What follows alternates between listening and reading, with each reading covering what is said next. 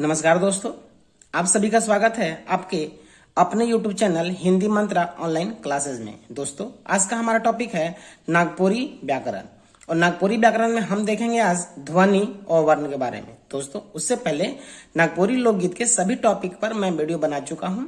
अगर आपने अभी तक नहीं देखा है तो डिस्क्रिप्शन बॉक्स में लिंक है, आप वहां से उसे देख सकते हैं। दोस्तों, साथ ही साथ नागपुरी का जितना सारा टॉपिक है लोकगीत का, उन सभी का एमसीक्यू मैं बना चुका हूं, उसे भी आप डिस्क्रिप्शन बॉक्स से लिंक लेकर देख सकते हैं। दोस्तों, चले शुरू करते हैं आज नागपुरी व्याकरण का ध्वनि और वर्ण। दोस्तों, उससे पहले एक आग्रह है कि आपने अगर अभी तक मेरा चैनल सब्सक्राइब नहीं किया है तो आप सब्सक्राइब जरूर कर लें, बेल आइकन प्रेस कर लें, ठीक है दोस्तों, ताकि वीडियो का सारा नोटिफिकेशन सबसे पहले आप तक पहुंच जाए। चलिए दोस्तों, आज शुरू करते हैं ध्वनि। देखते हैं, यहाँ कहता है कि ध्वनि का सामान्य अर्थ होवेला आवाज। दोस्तों, जो ध्वनि है उसका मूल रूप या सामान्य जो अर्थ होता है उसका अर्थ होता है आवाज। जो भी हम मुंह से बोलते हैं वही सब मेरा ध्वनि होता है। परिभाषा में कहता है आदमी मनक मुंह से निकले वाला ध्वनि व्यक्त ध्वनि और या चरई चिरगुन जानवर मनक मुख से निकले वाला ध्वनि अव्यक्त ध्वनि। मतलब जो व्यक्ति के मुंह से निकले वाला जो व्यक्त होता है या चिरई चिरगुन जानवर, जिस किसी भी जीव के मुंह से निकलने वाला जो अव्यक्त है जिसको हम नहीं समझ पाते हैं, उन सभी को हम ध्वनि कहेंगे। यहाँ कहता है निकले वाला ध्वनि अव्यक्त होता है और जेकर आपन अर्थ होवेला। ठीक है दोस्तों, जिसका देखिए दोस्तों, हम किसी की बोली को भाषा को भले समझ नहीं पाते हैं, जो चिड़ै चिरगुन जानवर की भाषा भले समझ नहीं पाते हैं, उनकी ध्वनि को भले समझ नहीं पाते हैं, लेकिन उन सभी का कुछ न कुछ अर्थ होता है दोस्तों। ठीक है, चलिए यहाँ पर दो बात हम देख सकते हैं, एक बोलता है व्यक्त ध्वनि और एक व्यक्त। तो मनुष्य के मुंह से मतलब आदमी के मुंह से जो ध्वनि निकलता है उसे कहते हैं व्यक्त। ठीक है दोस्तों, उससे हम व्यक्त कहते हैं व्यक्त। और जो चिड़ै चिरगुन जानवर के मुंह से निकलता है उसे बोलते हैं अव्यक्त। ठीक है, इन दोस्तों इन सभी का अपना अपना अर्थ होता है, इसी को हम लोग ध्वनि कहते हैं। जैसे अगर देखा जाए अ, आ, ई, बड़ी ई, छोटा ऊ आदि इस तरह से और होते हैं। ठीक है दोस्तों, ये तो हो गया ध्वनि जो हमने कहा। अच्छा, और हम देखते हैं कि ध्वनि किसी भी रूप में हो सकता है दोस्तों। ठीक है, आगे बात करते हैं वर्ण के बारे में। वर्ण के बारे में कहता है कि वर्ण उ मूल ध्वनि है।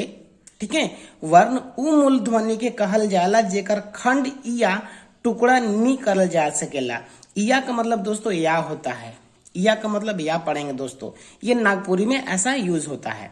तो कहता है कि वैसा मूल ध्वनि है, वर्ण वैसा मूल ध्वनि है जिसका खंड या टुकड़ा नहीं कर सकते। दोस्तों, सामान्य व्याकरण में अगर आपने वर्ण पढ़ा होगा तो उसमें भी वही चीज होता है कि मूल ध्वनि को ही हम लोग वर्ण कहते हैं जिसका खंड या टुकड़ा नहीं कर सकते हैं। उदाहरण के तौर पर अगर हम बात करते हैं दोस्तों, तो अ, ई, व, क, च आदि ये सारा जो देख रहे हैं ये सब का सब वर्ण होता है दोस्तों। ठीक है, और सामान्य हिंदी में भी इन सभी को ही वर्ण कहते हैं। चलिए दोस्तों, आगे हम कुछ और बात जानकारी ले लेते हैं।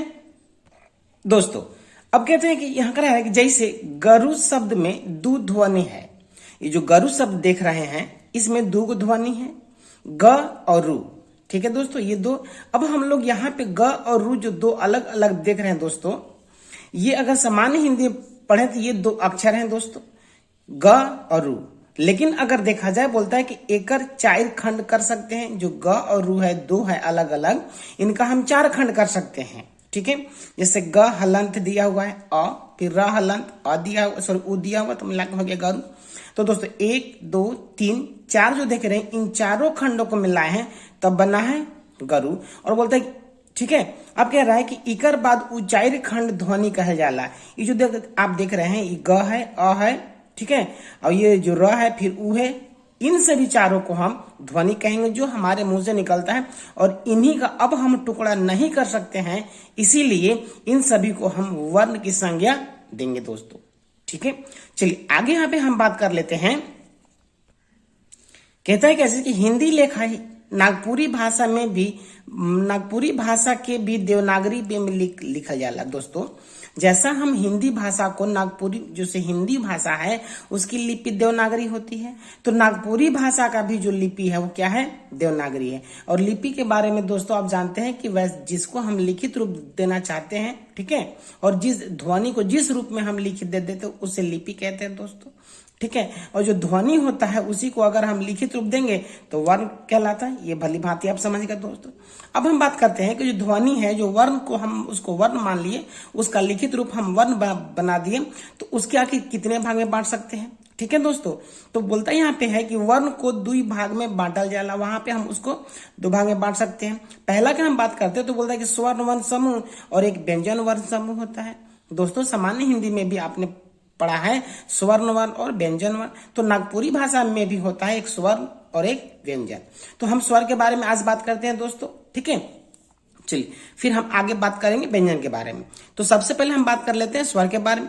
स्वर के बारे में कहता है कि स्वर्ण वर्ण जो समूह होता है, स्वर्ण वर्ण उ ध्वनि है के जे स्वतंत्र, ठीक है, स्वतंत्र रीति से उच्चारण हुए ना, जिस माने यहाँ पे कह रहा है कि वो स्वर जो वर्ण है हम उसे कह सकते हैं जो स्वतंत्र रूप से हम जिसका उच्चारण कर सकते हैं, ठीक है।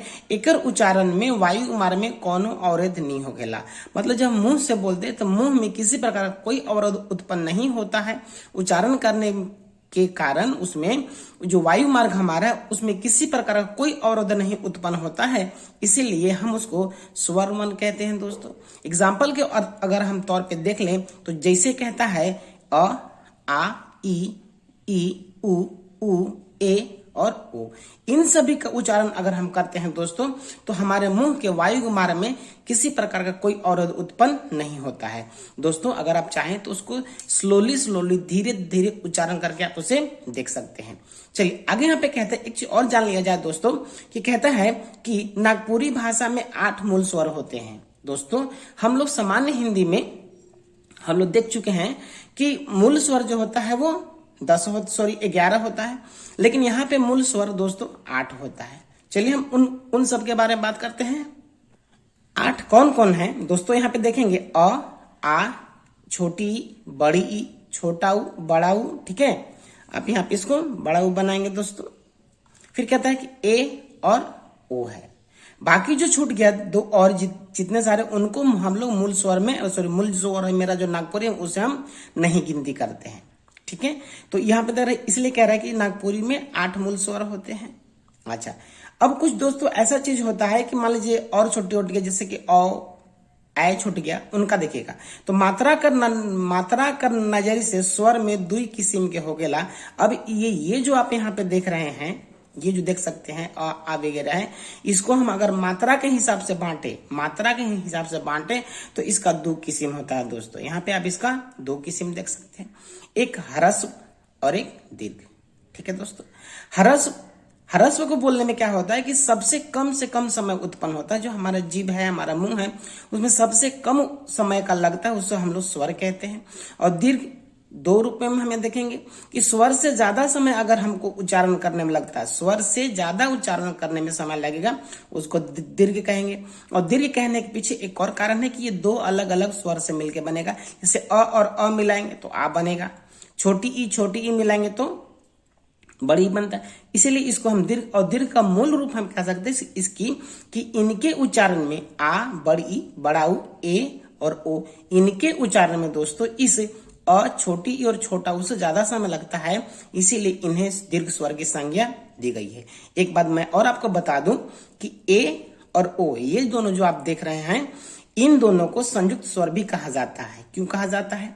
कि जो ए कार की मात्रा है दोस्तों, यह जो है, जो एक कार की मात्रा आप यहाँ पे देख रहे हैं, ये 2 से मिलके बना है। एक तो मिला है अ और एक मिला है दोस्तों ई, तब जाके मिला है क्या चीज, अ, जो देख रहे हैं यहाँ पे ए, तो अ और ई मिला है तब बन गया है। अगर हम ओ का बात करते हैं तो यहाँ पे अगर आप देख सकते हैं तो यहाँ अ हो गया और छोटा की मात्रा तब मिलके बनता है ओ का। तो 2 अलग अलग स्वरों के मिलने से बनता है, इसीलिए इसे हम संयुक्त स्वर की संज्ञा देते हैं। अच्छा, एक बात और जान लीजिए दोस्तों, इसमें क्या कहता है कि नागपुरी भाषा में ए और औ का उच्चारण नहीं करल जाला दोस्तों ये जो आप यहाँ पे देख रहे हैं ऐकार की मात्रा और औकार की मात्रा, इन दोनों का उच्चारण नागपुरी का जो व्याकरण है, नागपुरी का जो वर्ण है, उन सभी में इसका उच्चारण होता ही नहीं है। तो आखिर अगर आपका एक प्रश्न बन सकता है कि आखिर ऐ और औ का उच्चारण अगर नहीं होता है तो आखिर इसके बदले कहाँ और कैसे यूज करेंगे हम। अगर ऐ की मात्रा हमको यूज करना होगा तो क्या लिखेंगे, औ की मात्रा यूज करना होगा तो कैसे लिखेंगे। चलिए दोस्तों उसके बारे में हम बात करते हैं। यहाँ कहता है कि बल्कि इकरा दूसरे रूप में लिखा जाला, जो ऐ और औ की मात्रा है, जो ध्यान रखिए ऐ है, ठीक है, और जो औ की मात्रा है इसको हम लोग दूसरे रूप में यूज करेंगे। मान लीजिए कि ऐ की मात्रा से हमको लिखना है कैसे, जैसे देखिए ऐकार की मात्रा है कैसे, तो इसका नागपुरी में इस रूप में प्रयोग नहीं हो सकता है और यूज नहीं करते हैं। तो इसका जो प्रयोग है देखिए क ई से, मतलब ये नागपुरी में होता है क ई से, यानी क जो लिखा हुआ है दोस्तों वह क और ई, मतलब अ और ई की मात्रा को मिला के बनना है। जैसे आ की मात्रा है तो वह क ई से यूज हो गया। जैसे देखिएगा जैसे में आ की मात्रा है तो लिखा है ज ई से, जैसे, ठीक है दोस्तों। अच्छा, उसी तरह अगर हम औ की मात्रा की देखें, अगर औ की मात्रा का यूज करना है तो औ की मात्रा में कह रहा है कि आ और उ, ठीक है, आउ, देखिए आउ है, मतलब औ है तो आउ यूज करेंगे। जैसे और लिखे हैं और, औ की मात्रा है तो देखिए और को यहाँ पे आ उ र, और, ठीक है दोस्तों। तो इस तरह से इसका प्रयोग किया जाता है। चलिए दोस्तों अब तो ये जान गए हम लोग 8 उधर और 2 यहाँ देख लिए। तो मूल स्वर जब भी पूछेगा नागपुरी में तो आप 8 ही बताएंगे दोस्तों, सिर्फ और सिर्फ आप 8 बताएंगे। लेकिन अब मात्रा पढ़ना है, कहे कि एक ऐ है एक ओ हो गया। अब आपका प्रश्न होगा कि अंग और अह को कहाँ रखते हैं। तो दोस्तों जिस प्रकार हिंदी का सामान्य हिंदी वर्णमाला में हम अंग और अह को अयोगवाह ध्वनि या फिर अयोगवाह वर्ण कहते हैं, उसी तरह नागपुरी में भी अंग और अह को अयोगवाह ध्वनि कहल जाला। ठीक है दोस्तों, यहां तक आपको कोई कंफ्यूजन नहीं होगा। अब जो यहाँ पे हम देख रहे हैं इन दोनों को, मतलब अंग और अह को 3 भाग में यहाँ पे बांटा गया है। 3 भाग में इसका प्रयोग करने के लिए हमें बताया है। वो 3 भाग कौन है उनके बारे में हम देखेंगे दोस्तों। यहाँ पे कह रहा है कि एक अनुनासिक, एक अनुस्वार और एक विसर्ग, ठीक है, किसको, अंग और अह को। तो कह रहा है कि जो अनुनासिक होता है इके चंद्र बिंदु के रूप में कहल जाला। इसका चंद्र बिंदु जो अनुनासिक होगा, जो अंग का प्रयोग होगा, तो एक अनुनासिक रूप में होगा और एक अनुस्वार में। तो अनुनासिक तब होगा जब उसको चंद्र बिंदु, मतलब चंद्र बिंदु कैसे, एक तो चंद्र बना लेगा और ऊपर से यहाँ बिंदु देगा, तब इसको अनुनासिक वर्ण कहेंगे। तो कह रहा है कि जैसे अगर दांत लिख रहे हैं, चांद लिख रहे हैं, करबें, ये तो दांत और चांद हिंदी का हो गया। लेकिन अगर इसको नागपुरी में अगर यूज करना है तो करबें, तो यहाँ पे भी देखिए बिंदु, नचबें, यहाँ पर बिंदु है और चंद्र के साथ बिंदु है, लिखबें, तो ये सभी जो है इस अंग को हम लोग इस रूप में लिखेंगे। इसका एक और रूप क्या होगा, अनुस्वार। इसी अंग का एक अनुस्वार हो गया। जैसे जंगल, सिर्फ यहाँ पे बिंदु का प्रयोग होगा। यहाँ पे हम लोग चंद्र के साथ बिंदु था, लेकिन यहाँ सिर्फ बिंदु का प्रयोग होगा। जैसे जंगल, मंगल, अंग, संग, तो यहाँ सिर्फ क्या है कि बिंदु का प्रयोग हुआ है। ठीक है दोस्तों, आगे कह रहा है एक जो अह बच गया उसको विसर्ग के रूप में प्रयोग करते हैं। कैसे, देखते हैं। दुख, अतः, फलतः आदि, मतलब जो विसर्ग है उसके रूप में यूज करते हैं। तो अंग अह को हम लोग अयोगवाह वर्ण की संज्ञा हम लोग देते हैं। दोस्तों अगले वाले वीडियो में बात करेंगे व्यंजन संधि के बारे में, व्यंजन वर्ण के बारे में। ठीक है दोस्तों, आज हम लोग स्वर के बारे में देखें और विस्तृत जानकारी मैंने आपको दी और मुझे विश्वास है कि आपको बहुत अच्छे से समझ में आया होगा। दोस्तों अगले वाले जो मेरा वीडियो होगा उसमें व्यंजन के बारे में बात करेंगे।